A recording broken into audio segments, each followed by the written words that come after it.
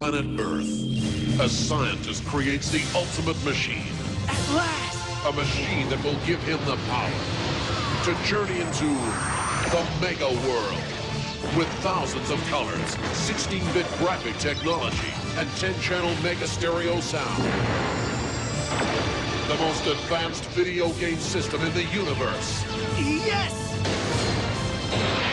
Mega Drive from Sega. Sega.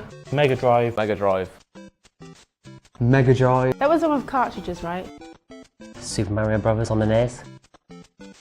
The Sega Mega Drive playing the Bomberman game on there. Mega Bomberman. I remember when I was about 5, staying away somewhere on holiday, and they had a Space Invaders table machine. Ah, classic. And I remember my dad teaching me how to play Space Invaders in like a bar on a flat Space On the Invaders actual table one as well? Yeah, those glass ones where you put your drink on the top, and I just thought it was the best thing ever. Games like Sonic and... That's the only game I remember Mario. I used to always go around my Mario. friend's house and she'd have it and we'd sit in there and play it for hours and hours, and then her mum would be like, "Dinner's ready," and then we'd stop and go have dinner and then go back. When I had my Atari 2600, that was my first console. So getting that out of the box at Christmas, and then I think my parents bought me a small 14-inch TV as well, plugging that in, and just whacking the games in, and just Centipede was just a block chasing a block essentially, but it was genius. And just remember just being, involved in a different world for a few hours as a kid instead of just moving stuff on a TV screen. Yeah, that was it. That was enough. Just moving a block about was it? Yeah, that was amazing. Exciting stuff. My earliest gaming experience was on the old Mega Drive. I think it was like one of the first Sonic games I used to play. I really can't remember too much of it. I must have been like 3 or 4 years old. It was all I ever used to really do. Jingle bells, Santa smells, Christmas really stunk. I got nothing that I like, my gifts were all just junk. Boxes full of clothes, CDs no one knows. When I wanted something for my Nintendo 64. My brother getting the Nintendo 64 in Christmas Day 1999, and I remember that day so well. I remember my brother playing the original Super Smash Brothers, which was absolutely brilliant. Looks awful today. I played the Mega Drive for as long as it was out really, and then I eventually got that little white PS1, the tiny one that was kind of like the special that flipped up instead of had a disc tray. And I remember playing like some really old games on that and really enjoying it and just basically reveling in youth. Loading the games and setting up those computers took ages. Sucked. That was crap. And those crazy, crazy colours. Yeah, and yeah. the crazy, crazy sounds that you had to endure for like half an hour at a time, if it worked. Yeah, yeah. Or you had to go back, press play on tape. Rewind the tape, plug the tape in, plug the tape player in, plug it into the computer, plug it into the telly. Spend ages between you all choosing what game you wanted to play because you knew it took that long to load. So that took as long as actually loading it and playing it. And yeah, you're right, when it got to the end and it just crashed. You see, my Commodore 64 though, as well as having tape deck capabilities, it also had a cartridge slot. So I had cartridge games as well. I had Emily Hughes' Soccer. I remember that. Flimbo's Quest, Freddy's Crazy Circus, that was cool. Terminator 2, and I think I had something else, but they were instant. You whacked them in the back and flipped the switch, and it was like whoop. Posh.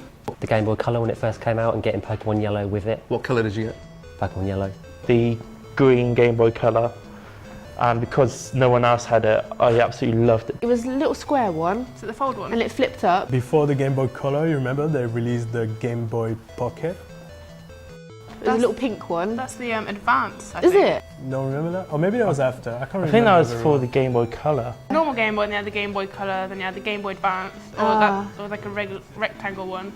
Then you had the, it was like the SP? Yeah, SP. It was a green one. Ah, yes. Oh, yeah. They were really hard to find, I actually. think that was actually, wasn't it like the logo? There's a colour in the logo which Nintendo made up themselves in the word colour. They made a colour? Yeah, they made up their own colour and they put it in the word colour. Do you know where it says Game Boy Colour? There's a Yeah, colour in but- that they made up themselves. I think they did. Yeah. What was the colours? I can't remember, like... I'm sure they were normal colours, I don't know. No, they weren't normal Oh, colours. you've been on Wikipedia or something. My nan had one. Really? Yeah, like 50, she had one.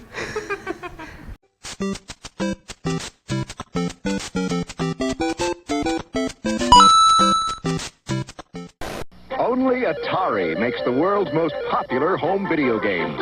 The only Space Invaders. The only Asteroids. The only Pac-Man. The only Missile Command. And now, the only Defender. And the only way you can play any of them is on a home video system made by Atari.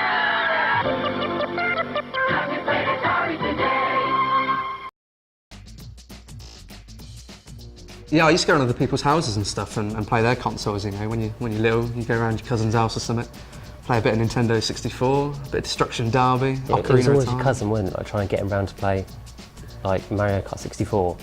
Well, it was, yeah. I was never really, I didn't get into the Mario Karts actually until the DS.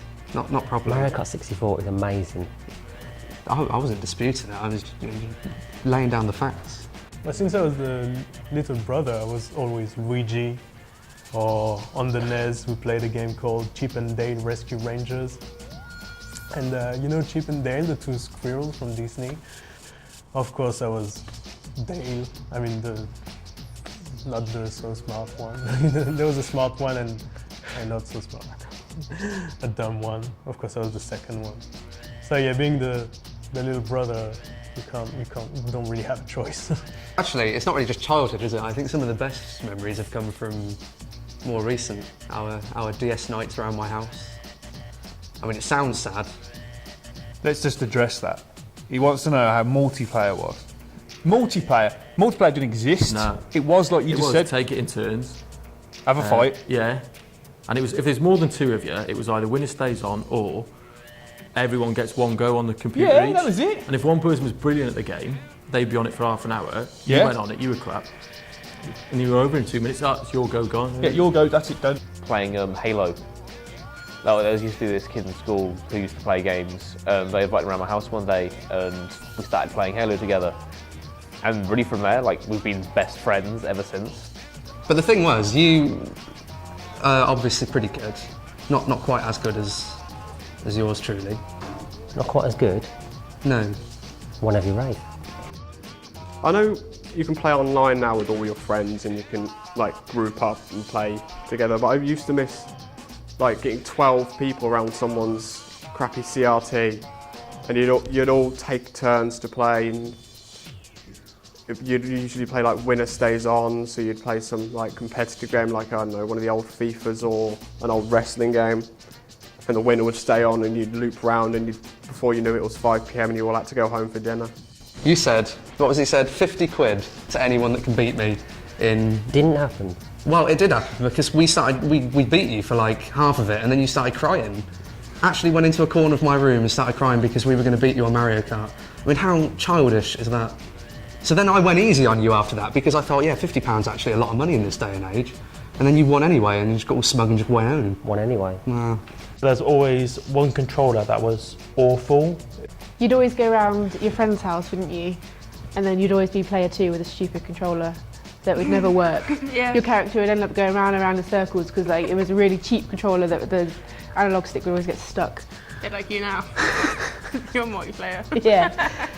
Because I'd never buy the official one. Player 1 always had to have the official normal controller, which looked perfect and it worked well.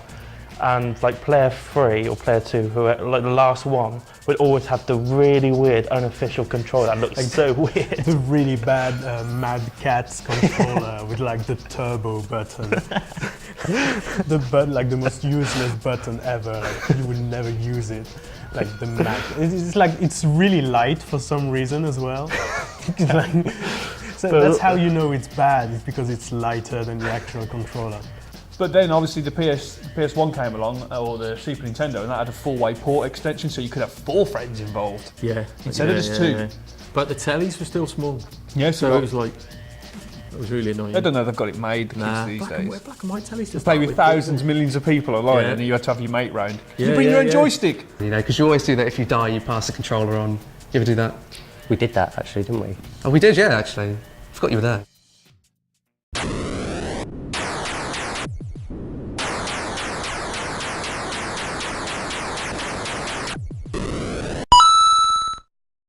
Just last night, I was lost in the jungle with Pitfall Harry, surrounded by giant scorpions and man-eating crocodiles. Well, Harry and I just grabbed the van, swung through the trees, and over the tar pits and found the jungle treasure. It was really neat. If you haven't met Pitfall Harry, you're missing the year's most incredible video game adventure. Pitfall for the Atari 2600 and in television. Since I met Pitfall Harry, no other man will do. Pitfall, designed by David Crane for Activision.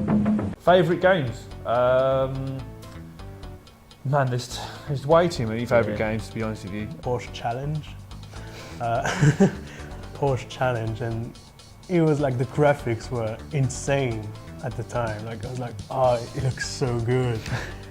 And you compare it to modern racing games today, it just looks terrible. I want a Dreamcast just so you could do a bit of fishing. What? Never. You can do that on any console. Yeah, but that was like pioneering fishing. Dizzy Games, which was essentially Codemaster's game, and it was Yeah, like an Dizzy RPG. Yeah. It was an egg with legs. You used to solve crimes and enter different worlds, and you had to like pick up the key to go and open this, and then did this. Had the best ever music, and there was about 10 different games. There's like Dizzy in Fantasyland, Dizzy there, Dizzy there, Dizzy there. It was an egg with legs. Worked back then. Did you ever play the Dreamcast? I never really delved into that, no. I think you missed out actually, because I'd go and get one now actually. Shall I? I wouldn't do it just yet. No. You need to focus on them colours first. I'll get back to you on the colour thing, but I'm definitely sure it's something, yeah. I used to watch my brother play Duke Nukem 3D. It was so funny. Like you could actually go into the toilets and like pee. And yeah, while killing aliens and stuff. It was really fun. GTA as a young age, that was. So. Yeah, that's an early memory actually, the first GTA. What, the one where you burp and fart at people? Yeah, like just having that. That was good, that was. Favourite games. Chucky Egg for the old games. Oh yeah. Chucky Egg was just the noise. A little fella going out picking up all the corn. Games. Simple things. Yeah, simple things. Yeah. I didn't play much of GTA 3. It was more Vice City. I don't think you lived. Oh. Tomb Raider. Yeah. Wasn't the first ever one where she had a swimming pool in her house? I don't or something like that, and that was all I'd ever do, was just jump in the swimming pool. It's the second one. You know Time Crisis is still about as well. Is it? Did you ever play that? No. I want to say Crazy Taxi, but that's because I spend like so much time on it. But I think my favorite ever game would be GTA Vice City. It was just so good when it came out. Vice City, that was the Vice best City one. was amazing. Depends if you like Michael Jackson or not, because I mean there's a lot of that on there. But who doesn't? Wow. It's a bit of an older generation game now, but Silent Hill 2 was a game I played and absolutely adored, and I remember most of it because it was just really well crafted. Biggest disappointment is LA Noir's ending. Well, don't tell me because I haven't played it. All right then. Well, you can say it, but I don't want to. Well, he dies, but then like. Oh. I had one called Attack of the Mutant Camels. I remember one. It was toothpaste tubes shooting at each other. It was stuff like that. It was just like two toothpaste tubes. The games were just like, yeah, they weren't right. just people at home bored, just developing games. Well, that's right. Yeah. But the camel one was just camels spitting lasers at a spaceship. And you have to go up and down and shoot them like on a side moving screen. So camels.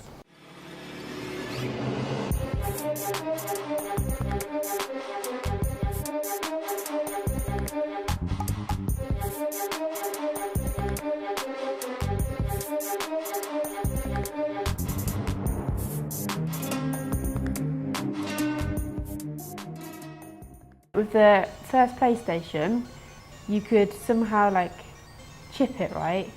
And then it would play copy games. Did you ever No. do that? I paid for my games. There should have been some warning on Red Dead Redemption. Oh. You don't want your mum coming in. Do you know what I mean? Like Every time when it's like surrounded in your room. it's unbelievable. It just 'cause comes out of nowhere. You know it's coming as well, don't you? You know Yeah. it's coming, and it's just like your mum will walk in. It's like she's waiting for it. She knows the game. She played it before you did, and she's just straight in like, oh, what's this? I remember getting a Spectrum as well for Christmas, 1982. See, I remember it that strongly.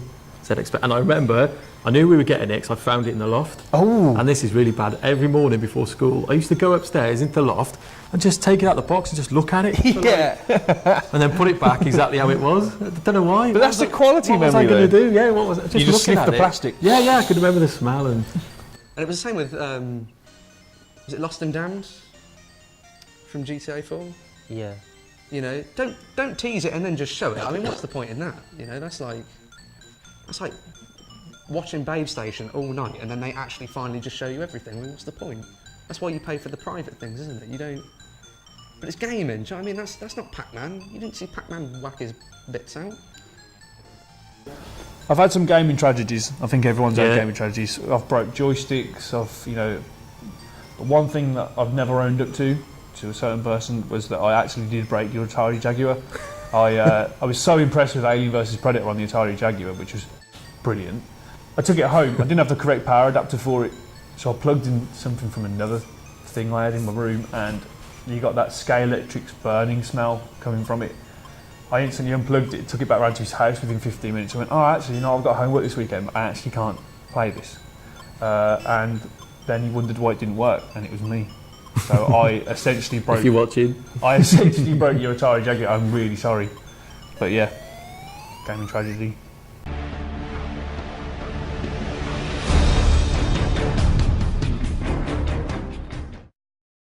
If you don't have an iPhone, you don't have the largest selection of games on any phone.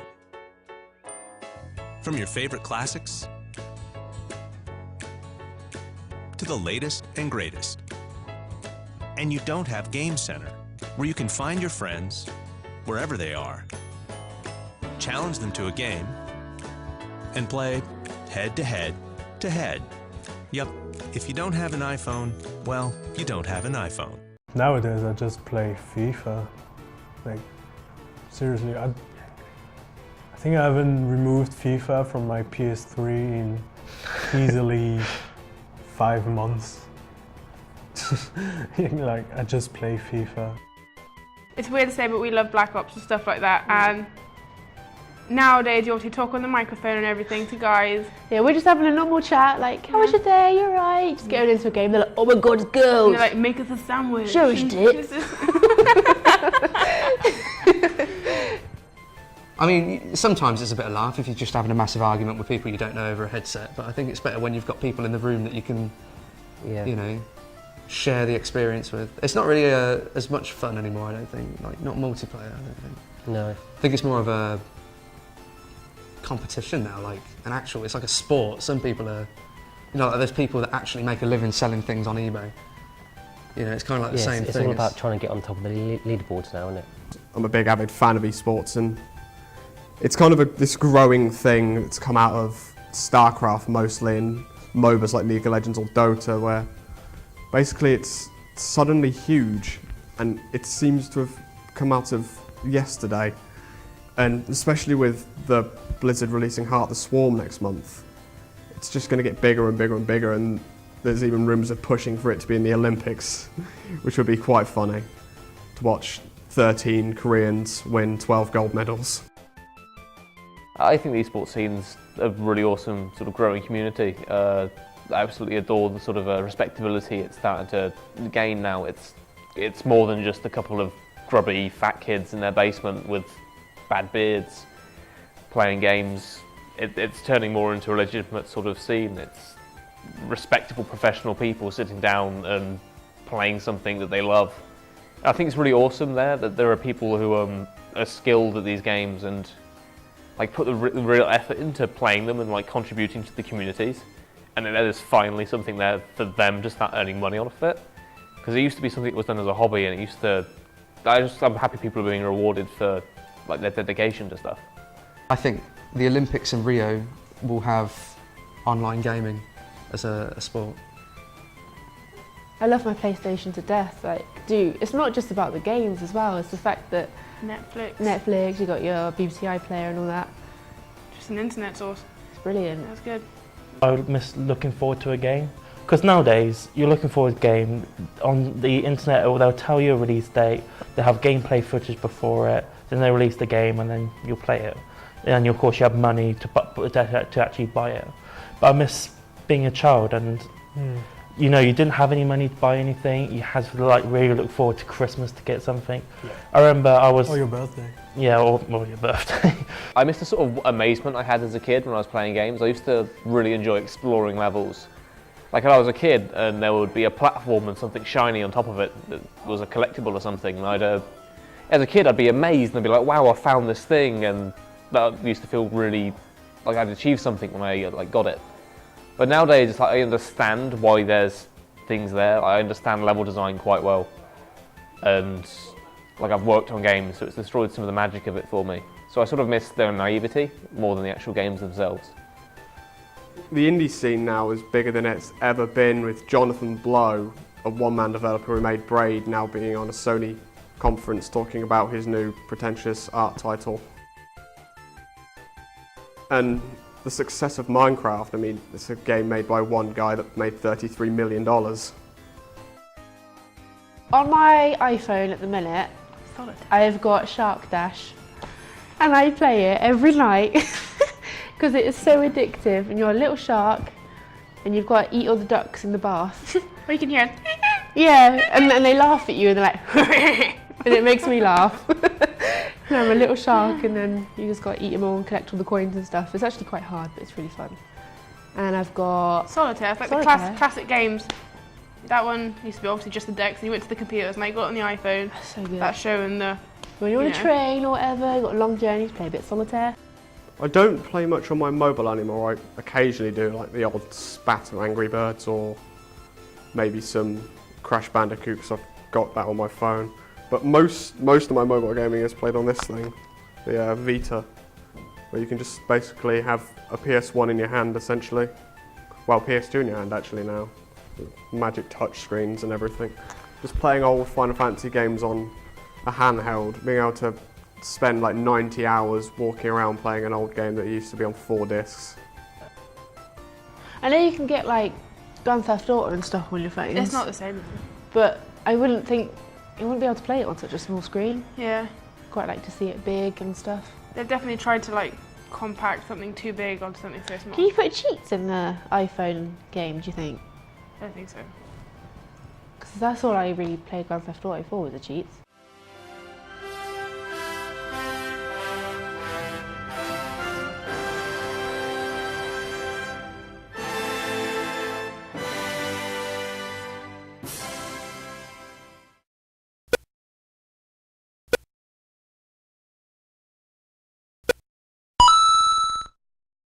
I think the future it's quite unknowable.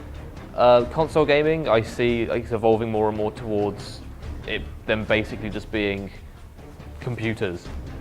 And sort of, I imagine like the actual Holy Grail will be a system that merges the two ideals.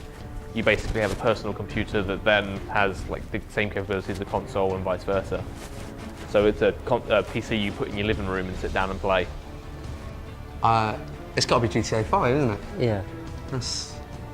I mean, it was Metal Gear Rising, and I waited like years for it, and it's come out, and I can't even play it now because I've got no time.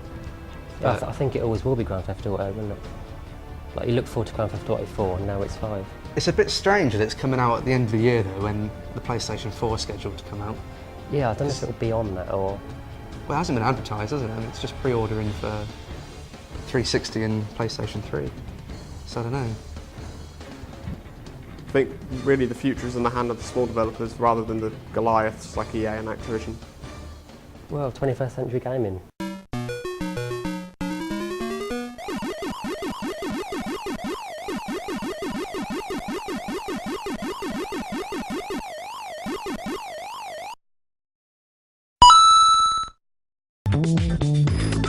Spending a few hours playing video games never hurt anyone, right? Well, think again. Waka waka waka waka waka. You can hear it. Booga booga. Yeah. Half-naked men throwing each other about and me killing loads of pixelated people in anything that I could. I've come a long way. You go strangle someone, then you'd slap him, and I pushed him down the stairs, so I dragged his body up the stairs to try hide it. You were like, poison the donuts, I poison the donuts. I try not to kill them. I think Sims is actually a really educational game. I think you can really find a lot about yourself out when you play that game. I love The Sims, okay? Too much. much. Still play it today. You have no life. I found out that I was actually a very sadistic person. There's nothing better, there's no better way to spend your time than, you know, getting a couple of people, putting them in a room, taking the door away and letting them either get starved to death or they kill themselves by setting fire to the place. That is hard. It kind of shows who you are though, like, so you'll be like a loving family, but I'm there trying to kill them all. It just makes you want to do it even more, doesn't it? Not just because you want to kill somebody, but because you want to outsmart the system. I'm good at Tetris because I can put loads of stuff in the car boot. You learnt that from Tetris. And I learnt that from Tetris. Game Boys have taught us a lot, you know, like stay out of tall grass, you might come across a rat tat. How to put stuff in car boots, Yeah, once you know? go to IKEA, put the flat back. Yeah, back flat pack furniture in car. Yeah. Yeah. It's definitely a learning experience. If you play GTA, I mean, what's, you know, you're going around killing prostitutes and now you're moaning that... Different ball game.